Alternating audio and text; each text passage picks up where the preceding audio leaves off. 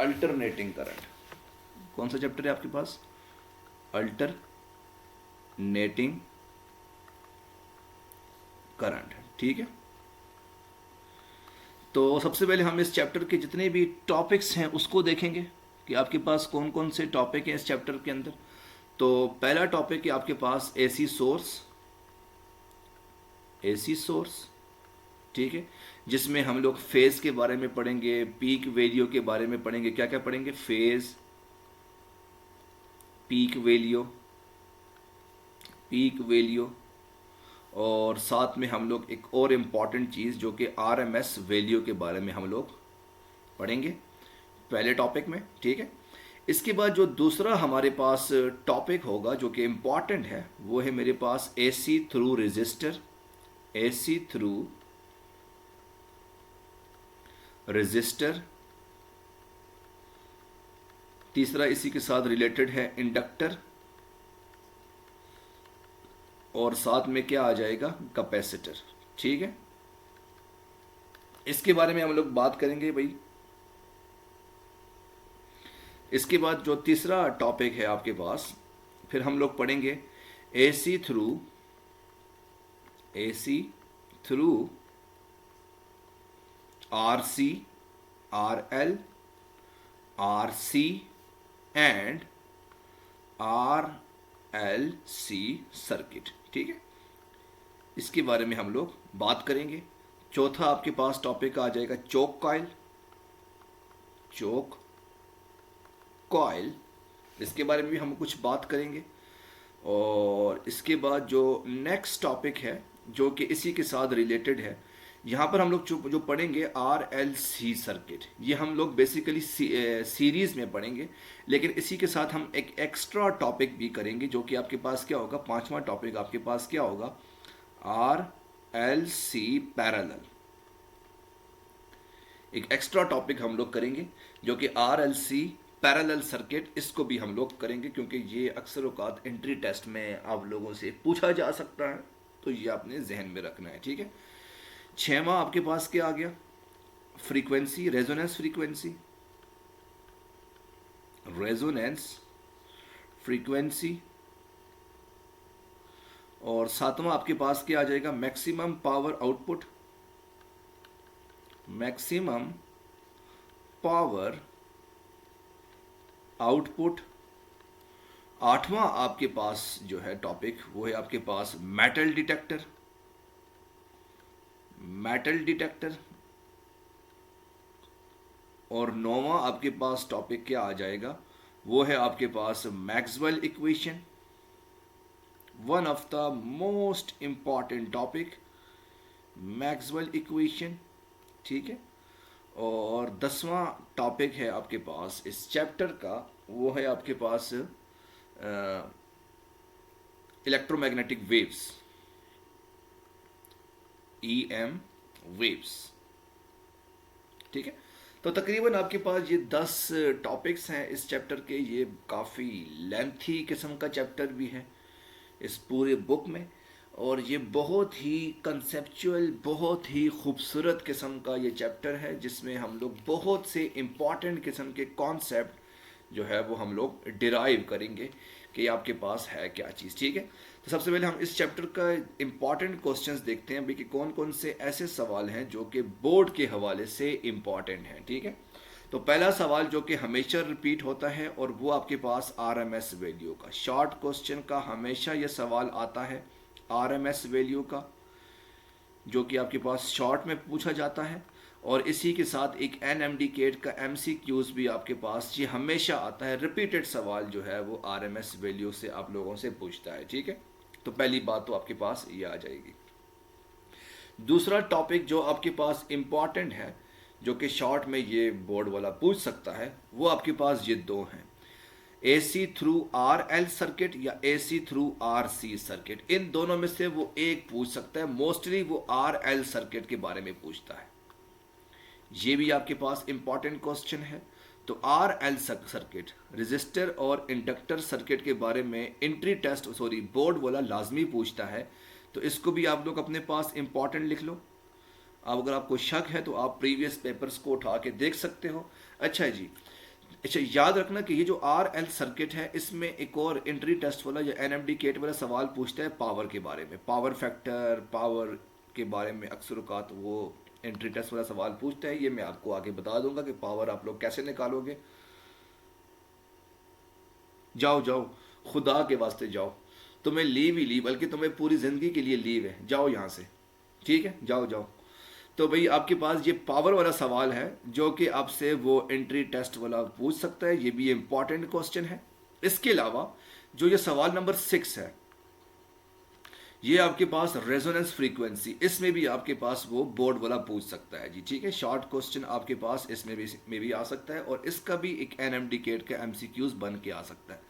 वो आपसे पूछ सकता है कि मुझे बताओ, अगर आपके पास इंडक्टर जो है वो 4 हेनरी का हो तो रेजोनेंस फ्रीक्वेंसी में आपके पास कैपेसिटर कितने का होगा, तो ये आपसे वो जो है वो पूछ सकता है जी। और अगले 2 सवाल भाई इनमें से कहीं से भी आ सकता है। मेटल डिटेक्टर वाला भी इंपॉर्टेंट क्वेश्चन है, ये भी आपके पास पास पेपर में रिपीट हुआ है, ये मोस्टली लॉन्ग क्वेश्चन में आपके पास आता है। और मैक्सवेल इक्वेशन तो हमेशा आती है। आप अगर ये समझ लो कि पिछले 5 साल के पेपर्स उठा के देखो तो कम से कम 3 दफ़ा उसने मैक्सवेल इक्वेशन जो है वो रिपीट हुई है। तो मैक्सवेल इक्वेशन भी आपके पास इंपॉर्टेंट क्वेश्चन है। तो याद रखना कि आपके बोर्ड के एग्जाम में मैं आपसे 110% गारंटी के साथ कह सकता हूं कि बोर्ड के एग्जाम में कम से कम 2 सवाल इस चैप्टर में से लाजमी आने वाले हैं, और एनएमडी केट के टेस्ट में कम से कम 2 एमसीक्यूज आपके पास लाजमी आएंगे। ये अपने जहन में रख लेना, बल्कि 2 से ज़्यादा आएंगे, कम से कम जो है वो 2, मैक्सिमम 5-6 भी आ सकते हैं, ठीक है। हाँ जी, 120 क्यों नहीं, तो वही ये आपने इसको लाजमी रखना है। ये बहुत ही इम्पॉर्टेंट किस्म का एक चैप्टर है जिसको आपने लाजमी पढ़ना है, ठीक है। तो चलते हैं बच्चे, बात करते हैं जी एसी सोर्स के बारे में। लेकिन एसी सोर्स से पहले हम एसी और डीसी के बारे में हम लोग कुछ बात करना चाहते हैं कि एसी और डीसी में आपके पास क्या फ़र्क है। पहला मेरे पास क्या आ जाएगा, डायरेक्ट करंट, जिसको आपने डीसी कहा, डायरेक्ट करंट, डायरेक्ट करंट, ठीक है, जिसको आपने डीसी कह दिया। और दूसरा मेरे पास क्या आ जाएगा, अल्टरनेटिंग करंट, अल्टरनेटिंग करंट, जिसको आपने एसी कह दिया, ठीक है। ये अपने जहनों में रखना है, ठीक है। अच्छा जी, अब ज़रा ध्यान से रखो भाई, डायरेक्ट करंट आपके पास जो डेफिनेशन सबको पता है जी, only flow in one direction, one direction.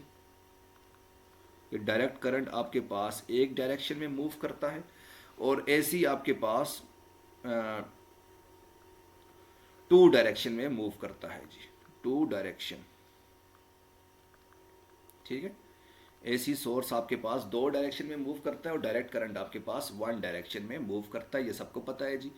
दूसरा इंपॉर्टेंट पॉइंट, डायरेक्ट करंट को आप लोग कैसे रिप्रेजेंट करते हो, ये पॉजिटिव और नेगेटिव प्लेट आ गई, ये पॉजिटिव और नेगेटिव प्लेट, जिसको आपने वोल्टेज का नाम देते हो। तो ये मेरे पास बेसिकली डीसी सोर्स की वोल्टेज होती है, बैटरी जिसको आप लोग कहते हो।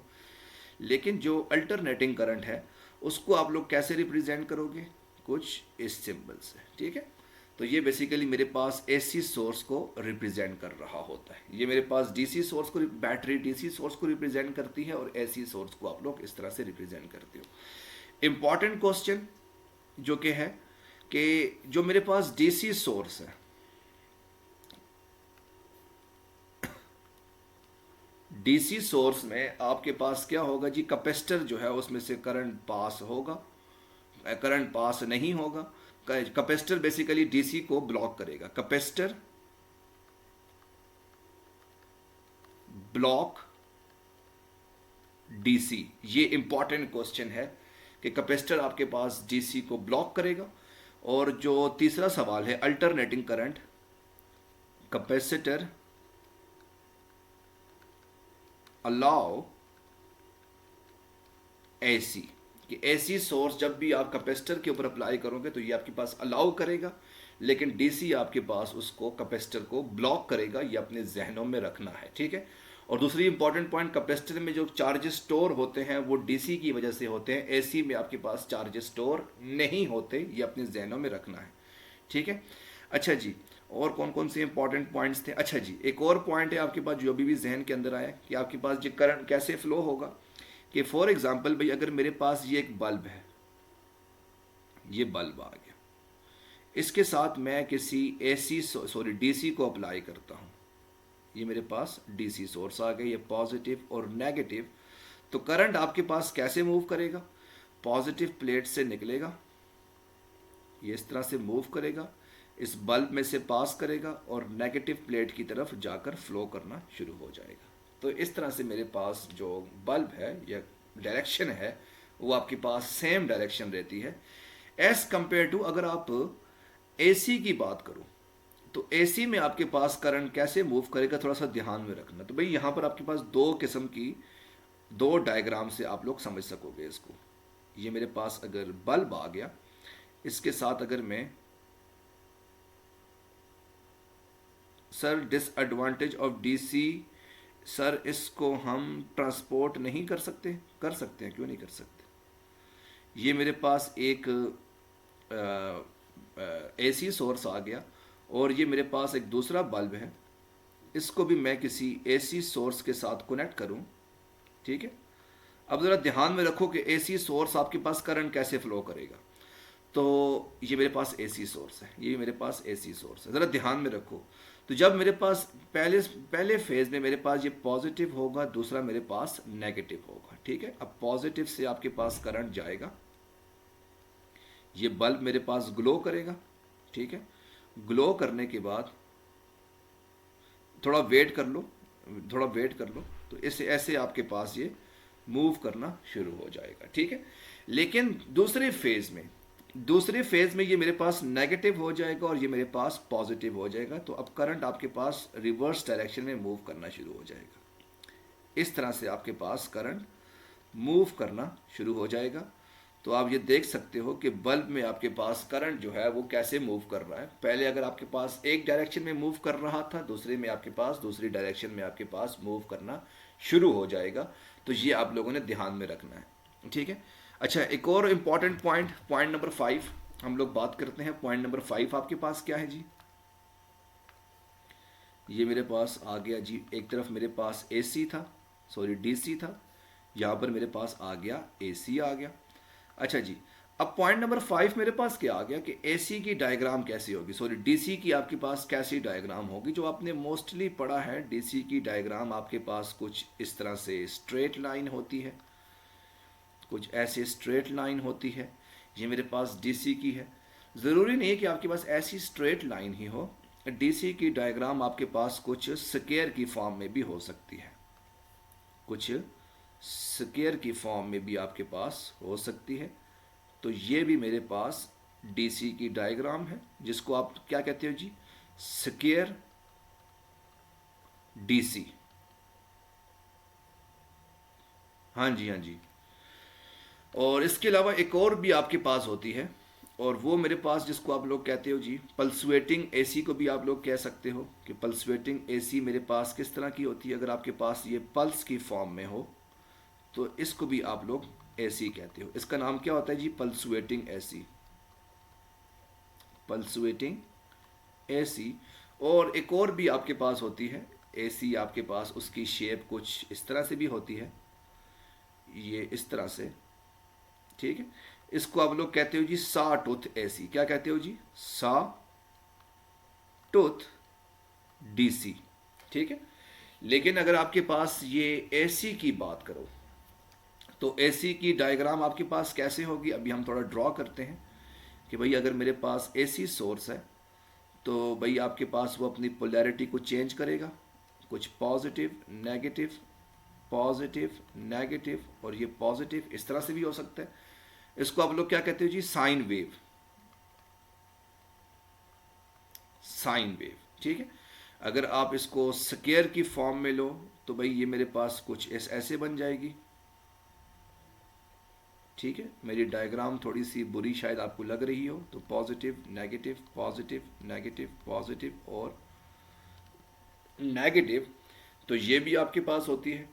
और इसके अलावा अगर आप इसको सा टूथ की फॉर्म में लो तो सा टूथ की फॉर्म में आपके पास ये कुछ इस तरह से बन सकती है, ठीक है, positive negative positive negative positive और नेगेटिव और ये positive.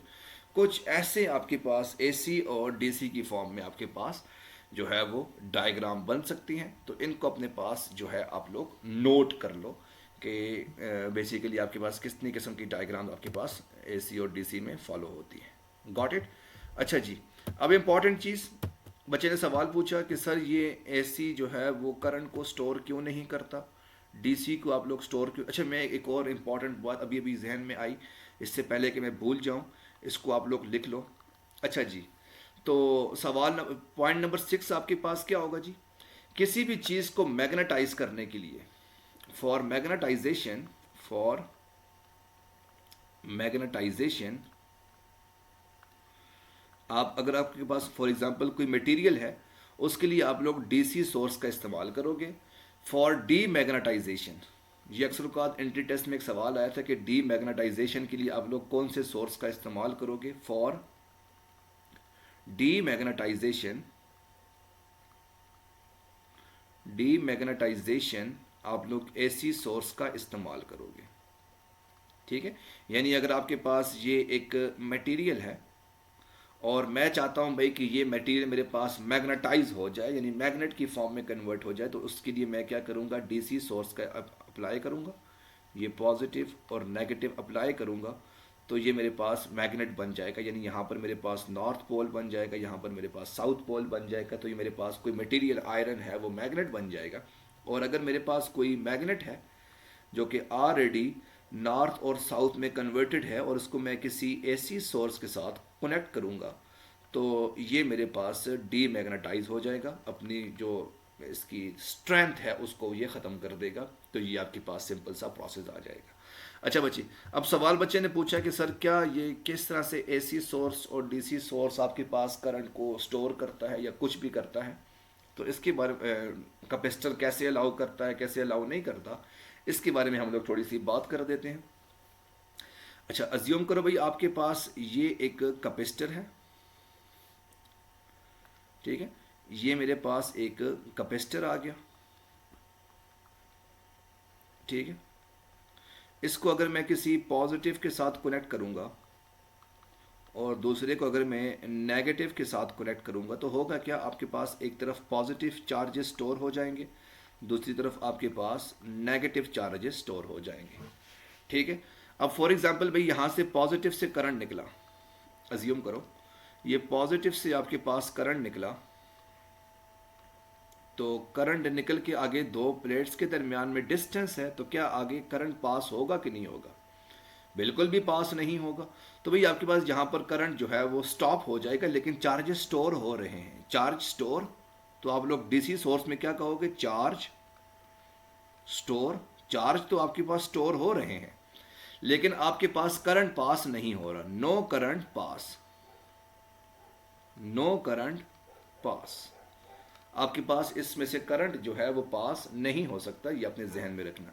What about AC source, AC source में आपके पास क्या होगा कि अगर मैं इसी को एसी सोर्स के साथ कनेक्ट करवा लूँ, कि फॉर एग्जांपल मेरे पास ये पहली प्लेट आ गई, ये मेरे पास दूसरी प्लेट आ गई, इसको अगर मैं किसी एसी सोर्स के साथ कनेक्ट करवाता हूँ, तो होगा क्या कि पहले फेज में, आप लोगों को आवाज़ आ रही है कि नहीं आ रही, समझ आ रही है कि नहीं आ रही, पहले फेज में मैं इसको पॉजिटिव के साथ, दूसरी को मैं नेगेटिव के साथ जब मैं कनेक्ट करवाऊंगा, तो होगा क्या, आपके पास इस प्लेट के ऊपर पॉजिटिव चार्जेस आ जाएंगे, इस प्लेट के ऊपर नेगेटिव चार्जेस आ जाएंगे।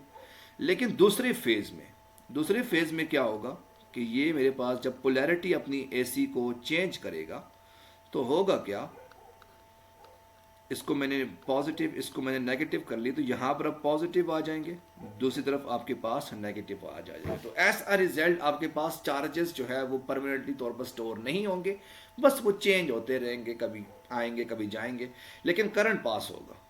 करंट कैसे पास होगा कि भाई यहाँ से पॉजिटिव से निकला, यहाँ आगे की तरफ गया, यहाँ नेगेटिव से निकला, यहाँ नेगेटिव की तरफ मूव हुआ, कुछ ऐसे गया, फिर दोबारा से इसने अपनी पोलैरिटी को चेंज कर ली, पोलैरिटी आपके पास चेंज हो रही है, तो मानिए आपके पास सर्किट में से करंट जो है वो पास हो रहा है, करंट आपके पास स्टक नहीं हुआ, तो इसका क्या आ जाएगा, नो चार्ज स्टोर, हाँ हाँ हाँ, नो चार्ज स्टोर, और but current pass, current flow, current आपके पास फ्लो करेगा लेकिन चार्जेस आपके पास ये स्टोर नहीं करेगा। तो ये सिंपल सा आपके पास ये इसका मेथड आ जाएगा, ठीक है। अच्छा जी, अब इसी के साथ हम लोग थोड़ी सी बात करते हैं पीक वैल्यू के बारे में, और पीक टू पीक वैल्यू के बारे में बात करते हैं, आरएमएस वैल्यू और फेज की वैल्यू वगैरह वगैरह के बारे में हम लोग कुछ बात करना चाहते हैं, ठीक है जी। अच्छा भाई, अब अज्यूम करो भाई आपके पास ये कोई अल्टरनेटिंग सोर्स है, एसी सोर्स है, सबको पता है। अब ये जो मेरे पास एसी सोर्स है वो अपनी पोलैरिटी को चेंज करता है। सर कौन सा करंट हम दूसरे कंट्री को ट्रांसफर कर सकते हैं? हमारे पास करंट है ही नहीं, हम लोग खुद गरीब लोग हैं, हम लोग क्या चाइना को ट्रांसफ़र करेंगे या इंडिया को ट्रांसफ़र करेंगे? अच्छा, आपके कहने का मतलब ये है कि हम ज़्यादा दूर तक कौन सा करंट ट्रांसफ़र करेंगे? तो ऑब्वियसली आप लोग एसी सोर्स आप लोग इस्तेमाल करते हो ताकि आपके पास ज़्यादा दूर तक जो है वो करंट ट्रांसफ़र हो सके, ठीक है। तो डीसी आप ज़्यादा दूर तक नहीं लेकर जा सकते, इसके पीछे ख़ास वजह है। तो खैर आपने सवाल पूछ ही लिया, तो इसके बारे में हम लोग बात कर देते हैं। हुआ ये था, अब चले कहानी है तो कहानी हम शुरू करते हैं। तुमने मुझे किसी और जगह पे लगा लिया। अच्छा, अच्छा जी, हुआ ये था कि आपके पास एक साइंटिस्ट था जिसका नाम क्या था जी? एडिसन, जिसको आप लोग बड़े महान अल्फाज में याद करते हो, थॉमस सिल्वा एडिसन। और इसने ये क्या काम किया था? थॉमस सिल्वा एडिसन। राहत, मुझे बताओ ना, एडिसन ने क्या काम किया था? बल्ब बनाया था, गुड, जिसको आप बड़े महान अल्फाज में याद करते हो कि एडिसन ने बल्ब बनाया। तुम्हें क्या पता?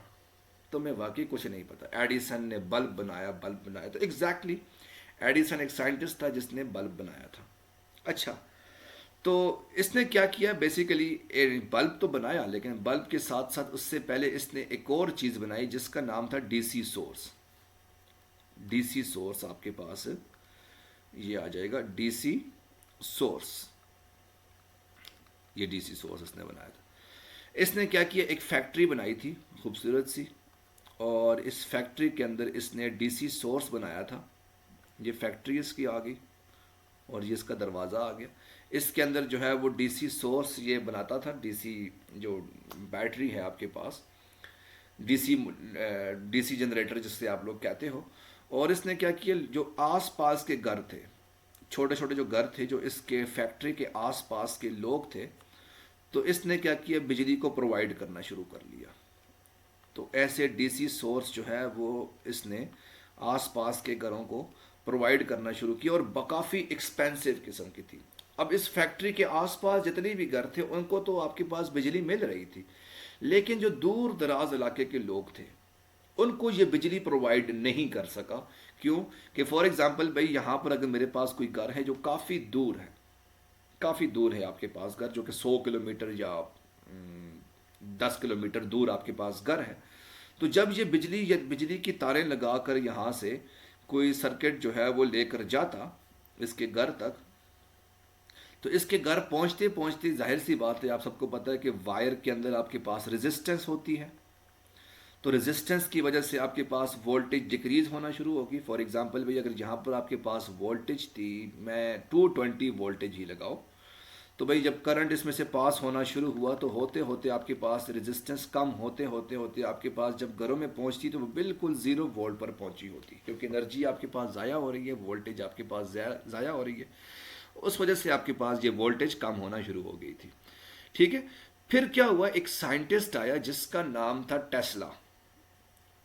टेस्ला शायद आप लोगों ने नाम सुना होगा, वो गाड़ियों वाला टेस्ला नहीं, ये उसी के नाम से जो आजकल कंपनी बनी हुई है टेस्ला, ये उसी शख्स के नाम पे बनी हुई है। तो नाम था उस बंदे का टेस्ला। तो ये टेस्ला जो आपके पास शख्स था वो सबसे पहले इसी एडिसन की कंपनी में ही जॉब किया करता था। कुछ अरसा इसने एडिसन की कंपनी में जॉब किया और इसने एक नई इन्वेंशन की। इसने क्या चीज़ इन्वेंट किया? एसी जनरेटर इसने इन्वेंट किया। AC generator. ठीक है। इसने कहा भाई कि ये डीसी आपके पास लॉन्ग रेंज तक नहीं जा सकती, लेकिन एसी सोर्स आपके पास जो है ये काफ़ी दूर तक जा सकता है। तो इसने एक एसी सोर्स जो है वो जनरेट किया, और इसकी मदद से इसने क्या किया कि दूर दराज इलाके जो है वो वहाँ तक उसने बेसिकली, इसने फिर एक अपनी कंपनी को इस्टेब्लिश किया। ये टेस्ला की कंपनी आ गई, ठीक है। तो जब ये टेस्ला की कंपनी आपके पास आई जिसने एसी सोर्स इजाद किया था, और इसका मज़े का बात ये थी कि ये काफ़ी दूर तक जो है वो काफ़ी लार्ज डिस्टेंस तक आपके पास जो करंट है वो ट्रांसफ़र हो सकती थी। क्यों? उसके पीछे मेन वजह क्या थी, सबसे खूबसूरती क्या थी कि एसी सोर्स में आपने देखा है आपके पास पल्सुएटिंग एसी होती है। आपके पास एसी सोर्स जो है वो पल्सुएट की फॉर्म में जा रही होती है, वो अपनी पोलैरिटी को चेंज कर रही होती है। तो जब अपनी वो पोलैरिटी को चेंज कर रही होती है, जिसकी वजह से रेजिस्टेंस जो है वो उसके ऊपर बिल्कुल अफेक्ट नहीं करता। क्योंकि आप इसमें पढ़ोगे, आगे जाकर आप एक चीज़ को पढ़ोगे कि पावर लॉस इन रजिस्टर, कि भाई पावर आपके पास लॉस क्या हो रही थी एसी सोर्स में, वो आपके पास क्या थी, ज़ीरो थी। ये आप लोग आगे पढ़ोगे, पढ़ोगे कि नहीं पढ़ोगे, कि power loss in resistance is zero. शायद जिन लोगों ने ये चैप्टर ऑलरेडी पढ़ा है उनको इस बारे में पता होगा, जिन लोगों ने नहीं पढ़ा तो शायद उनका कॉन्सेप्ट थोड़ा सा कम होगा। तो हम लोग आगे इसके बारे में बात करेंगे।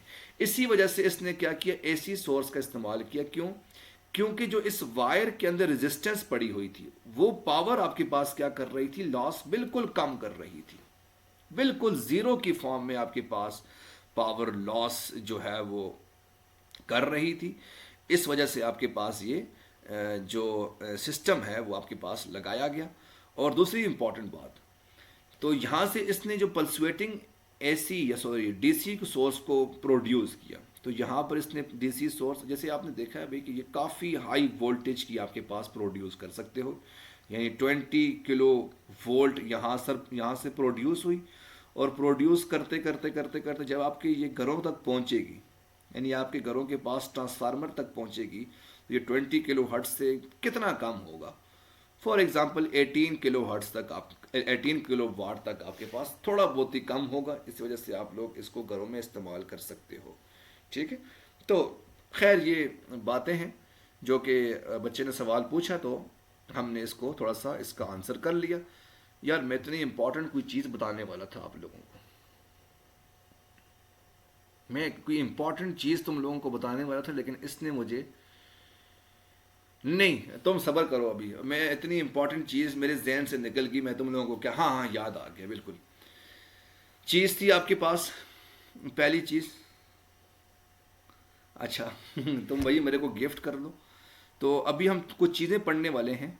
पहली चीज़ मेरे पास क्या है जी, peak value, peak value.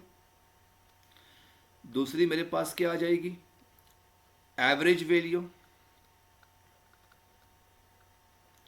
Average value. और तीसरी मेरे पास क्या आ जाएगी, आरएमएस वैल्यू, आरएमएस वैल्यू। इसके बारे में हम लोग कुछ बात करने वाले हैं, ठीक है, कि आरएमएस वैल्यू, एवरेज वैल्यू और पीक वैल्यूज में आपके पास क्या फ़र्क है। सर एसी को घर में यूज़ नहीं कर सकते, पहले इसका डीसी में कन्वर्ट करते हैं, किसने कहा? वैसे तुम्हें किसने कहा है ये कि पहले उसको डीसी में कन्वर्ट करना पड़ता है? कुछ अलाइंसेज हैं जिसमें आप डीसी एसी को डीसी में कन्वर्ट करते हो।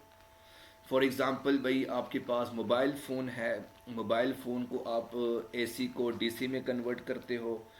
और इसके अलावा मेरे ख्याल से फ्रीज़र है, फ्रीज़र में भी शायद आप लोग करते हो, लेकिन बल्ब में नहीं करते। आपके पास जो फ़ैन लगा होता है, फ़ैन को आप लोग नहीं करते, बल्ब को आप लोग नहीं करते। तो ये नहीं आता, एसी के साथ कोई सप्लाई नहीं आता, सप्लायर नहीं आता, बिल्कुल गलत बात है। जिसने भी आपको ये बात बताई है बिल्कुल गलत बताई है, ऐसा नहीं होता। अच्छा भाई ये बच्चे ने सवाल चलो पूछ ही लिया, मेरे घर में तो है, हाँ तुम्हारे घर में तो बिल्कुल होगा, तुम्हारे घर में तो और भी हाथी भी पड़ा हुआ है और मगरमच्छ भी पड़ा हुआ है। अब हम क्या कर सकते हैं, नहीं करता।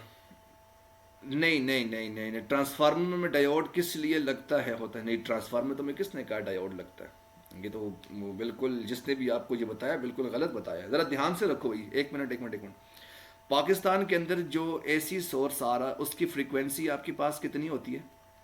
50 हर्ट्ज, 50 to 60 हर्ट्ज आपके पास होता है। 50 to 60 हर्ट्ज।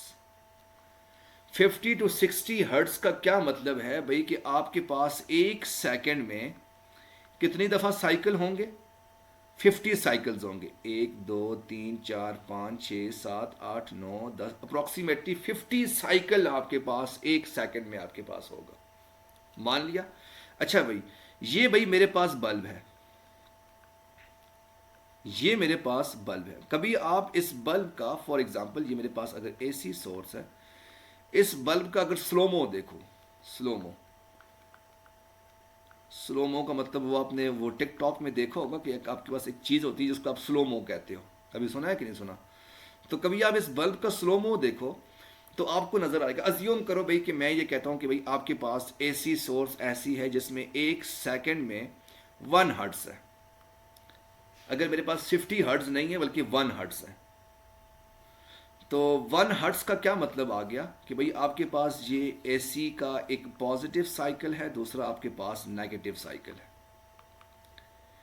यानी अगर आप इसका स्लोमो उठा के देखो 1 हर्ट्स का, तो होगा क्या, आपके पास ये बल्ब जो पॉजिटिव साइकिल में से निकलेगा, करंट आपके पास निकलेगा, आहिस्ता आहिस्ता ज़ीरो से इंक्रीज होना शुरू होगा। यानी आपके पास जो बल्ब है वो आहिस्ता आहिस्ता ब्राइट होना शुरू होगा। ब्राइट होते होते एक टाइम ऐसा आएगा जब पूरा का पूरा ब्राइट हो जाएगा, और फिर वो अपनी अपनी इंटेंसिटी को कम करना शुरू करेगा। फिर दोबारा से ये ग्लो होना बंद हो जाएगा। फिर दोबारा से ये अपनी पोलैरिटी को चेंज करेगा, पॉजिटिव और नेगेटिव। फिर ये आहिस्ता आहिस्ता दोबारा से ब्राइट होना शुरू होगा। ब्राइट होने होते होते एक आपके पास एक टाइम ऐसा आएगा कि जब ये आपके पास पूरा फ्लो जो है वो ब्राइट होना शुरू हो जाएगा। फिर आहिस्ता आहिस्ता ये कम होना शुरू हो जाएगा। और जब आप एक सेकंड में 50 टाइम्स इसको ब्राइट करते हो, 50 टाइम्स आपने एक सेकंड में ब्राइट कम, ब्राइट कम, ब्राइट कम, ब्राइट कम किया, तो एक सेकंड में आपको ऐसा लगता है कि जैसे आपके पास ये बल्ब जो है वो बिल्कुल फुल ब्राइट ग्लो कर रहा है। लेकिन ऐसा होता नहीं है। आप किसी दिन जो है वो एग्ज़ाम, मिसाल के तौर पर मैं आपको एक सिंपल सी एग्जांपल देता हूँ। कभी आप अपने कैमरे को, आपके सेल फोन का जो कैमरा है कि नहीं, कभी आप अपने सेल फोन के कैमरे को अपने बल्ब के सामने रखो, तो आपको वो कभी ऐसा फील होगा, कभी वो ब्राइट हो रहा है, कभी स्लो हो रहा है, कभी ब्राइट हो रहा है, कभी स्लो हो रहा है, ब्राइट स्लो, ब्राइट स्लो। आपको ऐसा थोड़ा सा वो चमकता हुआ नजर आएगा, ग्लो करता हुआ नजर आएगा। बंद हो रहा है और बुझ रहा है, बंद हो रहा है और बुझ रहा है। क्यों राहत? बंद हो रहा है और बुझ रहा है, बंद हो रहा है और बुझ रहा है, ब्लिंकिंग कर रहा है। और गरीब लोगों, बंद होना और बुझना एक ही चीज़ होती है।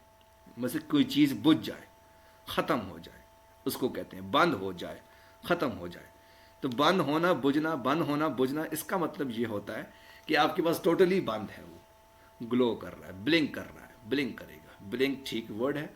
तो तुम लोगों को, गरीब लोगों को क्या पता। खैर, बात करते हैं जी। अच्छा, मैं तुम्हें ये एक्सपेरिमेंट करने के लिए सबसे पहले मोबाइल गिफ्ट करूं, तुम ये चाहती हो, तब तुम्हें मोबाइल मिलेगा, फिर उसके बाद तुम एक्सपेरिमेंट करोगी, फिर तुम मुझे बताओगी। हम्म, मैं भी नोकिया यूज़ करता हूँ, फिक्र ना करो। ऑलराइट बच्चे, आज हम यहाँ तक इत्तेफाक करते हैं। तो किसी बच्चे का कोई सवाल है और वो पूछना चाहता है तो वो पूछ सकता है जी। नहीं, सीरियसली, मैं अभी भी भाई नोकिया का सेल फ़ोन इस्तेमाल कर रहा हूँ। तो अच्छा है भाई, वो डिस्टर्ब नहीं करता। टों टों से जो है वो जान छूटी रहती है इंसान की, और बंदा बड़ा रिलैक्स। जाओ भाई जाओ, खुदा के वास्ते जाओ। हाँ, हाथ जोड़े हुए मैंने, जाओ। तो वो स्टूडेंट जो कि आगे कोई ऑफिसर बनना चाहते हो, तो उन स्टूडेंट्स के लिए ये बहुत इम्पॉर्टेंट है कि वो अपने सेल फ़ोन को छोड़ दो। तुम लोगों को मैं ऑप्शन देता हूँ कि आप लोग अपने अपने